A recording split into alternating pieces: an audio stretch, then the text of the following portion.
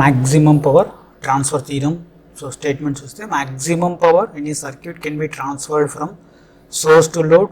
So అంటే ఇక్కడ source నుంచి లోడ్కి maximum power ట్రాన్స్ఫర్ చేయాలంటే so one load resistance is equal to source resistance. So ఇక్కడ లోడ్ రెసిస్టెన్స్ వచ్చేసి దేనికి ఈక్వల్ ఉండాలి, సోర్స్ రెసిస్టెన్స్కి ఈక్వల్గా ఉండాలి. సో అలాంటి కేసెస్లో మాత్రమే మనము మ్యాక్సిమం అమౌంట్ ఆఫ్ పవర్ని సోర్స్ నుంచి లోడ్కి ట్రాన్స్ఫర్ చేస్తాము. సో సర్క్యూట్ వచ్చేసి ఇన్ కేస్ మీకు నెంబర్ ఆఫ్ ప్రాబ్లంలో నెంబర్ ఆఫ్ లూప్స్ కానీ నోడ్స్ కానీ ఉంటాయి. మనం వచ్చేసి ఏం చేస్తామంటే వాటికి థెవెనిన్స్ థీరం అప్లై చేస్తాము. అప్లై చేసేసి సింపుల్ VTH RTHగా కన్వర్ట్ చేసుకుంటాము. కన్వర్ట్ చేసుకున్న తర్వాత లోడ్ కనెక్ట్ చేస్తాము. కనెక్ట్ చేసిన తర్వాత నెక్స్ట్ ఏం చేస్తాము, మ్యాక్సిమం పవర్ ట్రాన్స్ఫర్ థీరం అంటే load resistance equal to source resistance ఉండాలి. కాబట్టి లోడ్ రెసిస్టెన్స్ ఈక్వల్ టు ఇక్కడ సోర్స్ రెసిస్టెన్స్ అంటే ఏంటి, థెవెనిన్స్ రెసిస్టెన్స్ ఎంతైతే వచ్చిందో ఆ రెసిస్టెన్స్ని ఇక్కడ రాసేస్తాము. నెక్స్ట్ VTH వాల్యూ ఉంటుంది, దీన్ని బేస్ చేసుకుని మనం పవర్ని క్యాలిక్యులేట్ చేస్తాము.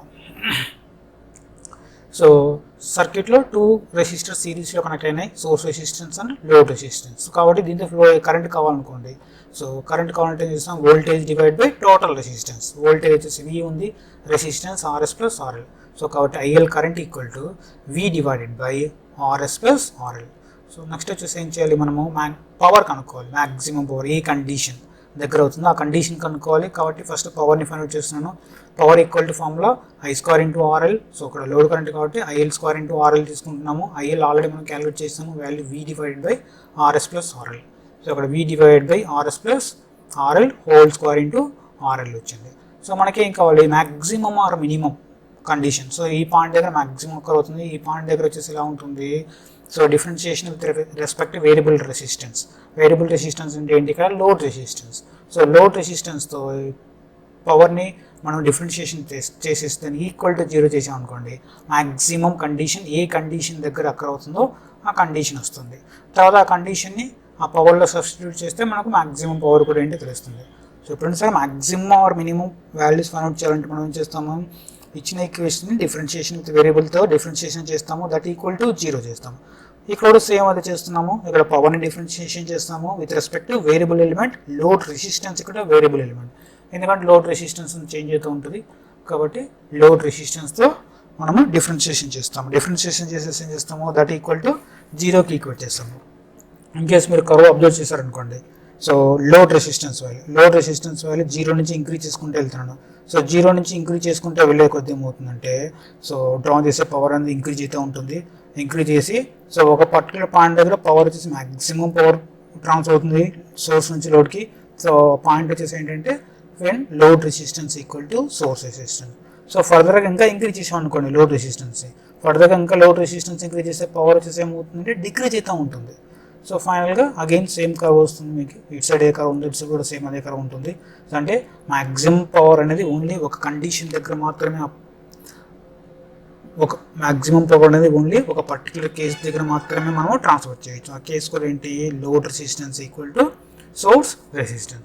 సో ఈ కండిషన్ ఎలా వస్తుందో సో దాన్ని మనం డెరైవ్ చేస్తాం ఇప్పుడు. సో డిఫరెన్షియేషన్, పవర్ని డిఫరెన్షియేషన్ విత్ రెస్పెక్ట్ వేరియబుల్తో డిఫరెన్షియేషన్ చేస్తున్నాను. సో ఇక్కడ VS value constant value. Next so ఇక్కడ R2 అంటే RS వాల్యూ, ఇది సోర్స్ రెసిస్టెన్స్ వాల్యూ. R2 అనేది ఏంటి, RS వాల్యూ, సోర్స్ రెసిస్టెన్స్ అనుకోండి. సో డిఫరెన్షియేషన్ చేస్తున్నాం, విచ్ ఏ ఫార్మాట్లో ఉందంటే RL divided by RS plus RL whole square format ఉంది. అంటే ఏంటి, U/V ఫార్మాట్లో ఉంది, U/V format. So U/V format ఉంది, దీన్ని డిఫరెన్షియేషన్ చేశాను అనుకోండి, మీకు వచ్చేసి ఏమొస్తుంది, U' into V minus UV' divided by V square వస్తుంది. సో కాబట్టి ఇక్కడ డినామినేటర్లో RS plus RL whole square ఉంది. సో దీన్ని అగైన్ స్క్వేర్ చేస్తే పవర్ 4 వస్తుంది. సో డినామినేటర్లో పవర్ 4 వచ్చింది. తర్వాత నెక్స్ట్ వచ్చేసి ఏంటి, ఇంకా న్యూమరేటర్ చూస్తాం. న్యూమరేటర్లో ఏంటి, U', న్యూమరేటర్ని డిఫరెన్షియేషన్ చేయాలి. ఇక్కడ VS వాల్యూ కాన్స్టెంట్, దాన్ని బయట తీసుకొస్తున్నాము. RL వాల్యూ ఉంది న్యూమరేటర్లో. సో దీని డిఫరెన్షియేషన్ విత్ రెస్పెక్ట్ టు RLతో చేస్తే ఏంటి, వాల్యూ 1 వస్తుంది. So x value with respect to dxతో చేస్తే ఏమొస్తుంది, వాల్యూ 1 వస్తుంది. ఇక్కడ కూడా సిమిలర్గా అలాగే RLని with respect to DL differentiation with respect to RLతో చేస్తే వాల్యూ 1 వస్తుంది. సో కాబట్టి ఇక్కడ వాల్యూ 1 వేసాము. నెక్స్ట్ ఇంకేంటి, V వాల్యూ. ఇక్కడ V ఏంటి, RS plus RL whole square. కాబట్టి RS plus RL whole square వచ్చింది ఫస్ట్.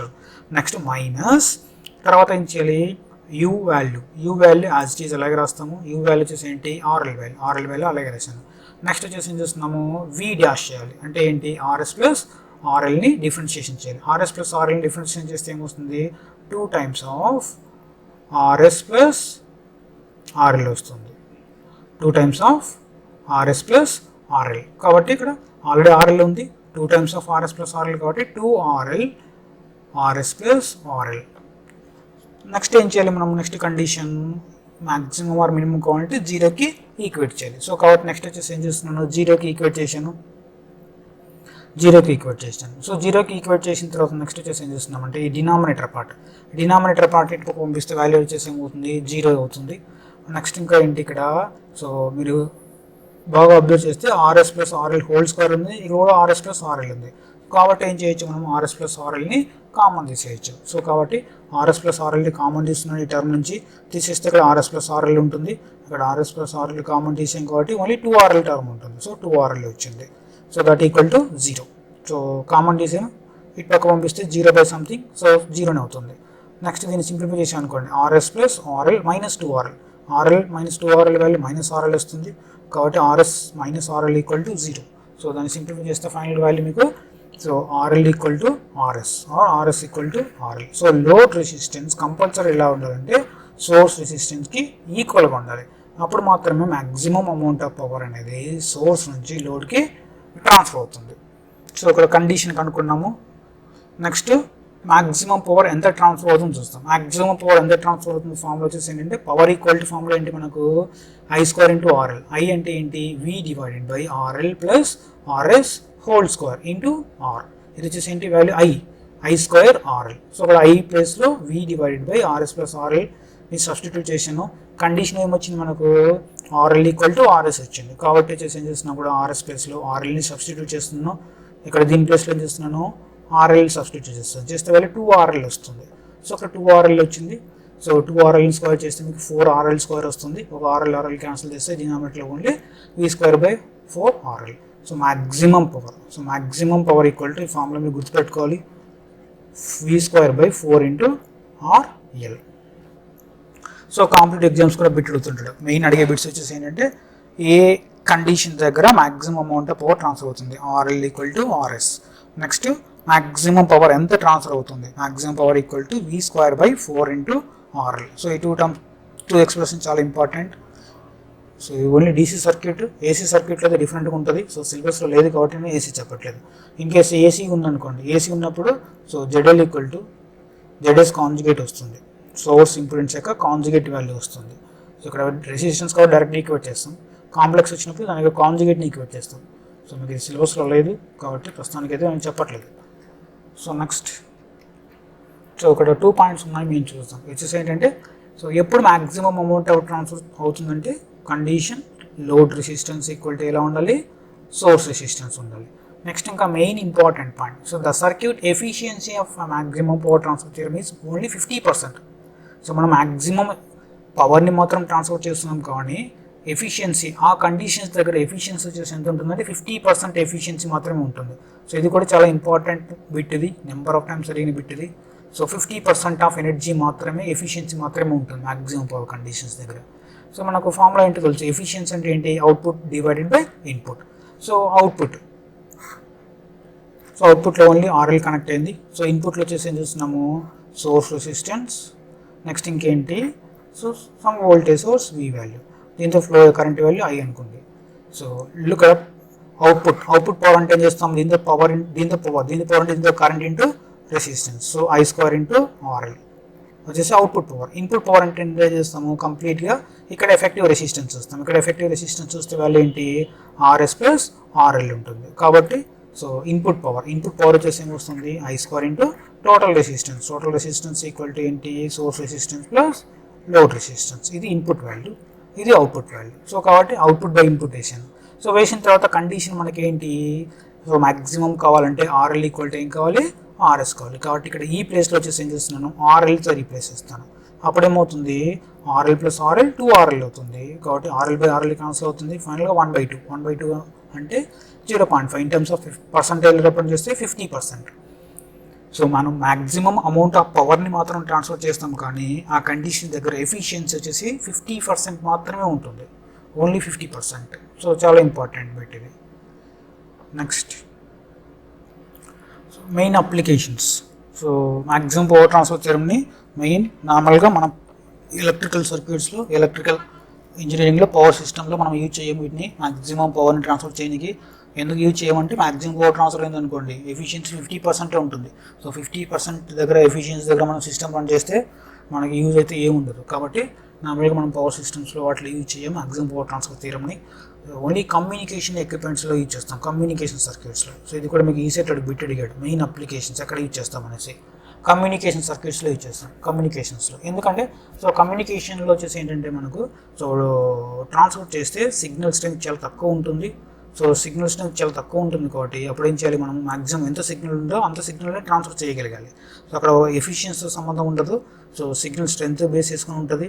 కాబట్టి కంపల్సరీ ఏం చేయాలి, మ్యాక్సిమం అమౌంట్ ఆఫ్ పవర్ అనేది సోర్స్ నుంచి లోడ్కి ట్రాన్స్ఫర్ అయ్యే విధంగా ఉండాలి కమ్యూనికేషన్ సిస్టమ్. ఎందుకంటే ఫర్ ఎగ్జాంపుల్ మనం వాయిస్ సిగ్నల్ తీసుకున్నాం అనుకోండి, సో వాయిస్ సిగ్నల్ స్ట్రెంత్ చాలా తక్కువ ఉంటుంది. సో మనం ఎంతైతే ఉందో ఆ స్ట్రెంతే ట్రాన్స్ఫర్ చేస్తే అక్కడ ఎఫెక్టివ్గా వినిపిస్తుంది, లేదంటే ఇంకా తగ్గిపోతుంది. సో కాబట్టి కమ్యూనికేషన్స్లో మనం ఎక్కువ యూజ్ చేస్తాం మ్యాక్సిమం పవర్ ట్రాన్స్ఫర్ థియరమ్ని. సో నెక్స్ట్ ప్రాబ్లమ్స్ని సాల్వ్ చేస్తాము. సో ప్రాబ్లమ్స్ కూడా ఏంటంటే మనం ఇక్కడ ఏం చేయము, ఓన్లీ థెవెనిన్స్ థియరం అప్లై చేస్తాము. అప్లై చేసేసి ఈక్వలెంట్ థెవెనిన్ సర్క్యూట్ కనెక్ట్ చేస్తాము. కనెక్ట్ చేసుకున్న తర్వాత నెక్స్ట్ వచ్చేసి ఏం చేస్తాము, so load resistance equal to source resistance ఉన్నాడు కాబట్టి లోడ్ రెసిస్టెన్స్ ఈక్వల్ టు ఇక్కడ థెవెనిన్స్ రెసిస్టెన్స్కి ఈక్వల్ చేసుకుంటాము. Next power equal to direct formula VTH² divided by 4 × RL. So చాలా simple. So maximum power transfer theorem అంటే మనం చేసేది ఓన్లీ థెవెనిన్స్ థియరమే. In the circuit shown in figure, determine the value of load resistance when the load resistance drawn maximum power. So ఈ point మనం observe చేయాలి, maximum power. So also find the maximum power. So ఏ resistance దగ్గర maximum power transfer అవుతుంది, next ఆ maximum power value కూడా ఏంటో కనుక్కోవాలి. సో మ్యాక్సిమం పవర్ ట్రాన్స్ఫర్ థియరం ప్రకారం వచ్చేసి ఏంటి, మనకు మ్యాక్సిమం పవర్ అనేది load resistance equal to source రెసిస్టెన్స్కి ఈక్వల్గా ఉంటేనే ట్రాన్స్ఫర్ అవుతుంది. ఇక్కడ లోడ్ రెసిస్టెన్స్, ఇది సోర్స్ రెసిస్టెన్స్. సోర్స్ రెసిస్టెన్స్ వచ్చేసి ఉంటుంది ఇక్కడ 25 Ω ఉంది. సో రెసిస్టెన్స్ వాల్యూ వచ్చేసి ఏంటి, మ్యాక్సిమం పవర్ ట్రాన్స్ఫర్ థియరం కావాలంటే 25 Ω ఉండాలి. నెక్స్ట్ ఇంకేం కనుక్కోమన్నాడు, also find the maximum power అన్నాడు. So maximum power formula Pmax equal to already మనము డెరైవ్ చేసాము, V² divided by 4 × RL. V² value 50.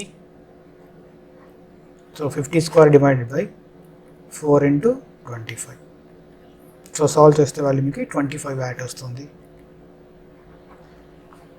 Next problem, find the value of RL in the circuit shown in figure for maximum power transfer and also calculate the maximum power. So circuit ఇక్కడ RL ఉంది.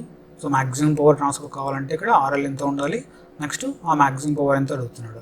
So first సర్క్యూట్ని AB terminal దగ్గర వచ్చేసి replace చేస్తాము, RLని చేసేసి ఏం చేస్తాము, AB దగ్గర థెవెనిన్స్ ఈక్వివలెంట్ సర్క్యూట్ని కనుక్కుంటున్నాము. కాబట్టి మనకి ఏం కావాలి, ఫస్ట్ VTH అండ్ RTH కావాలి.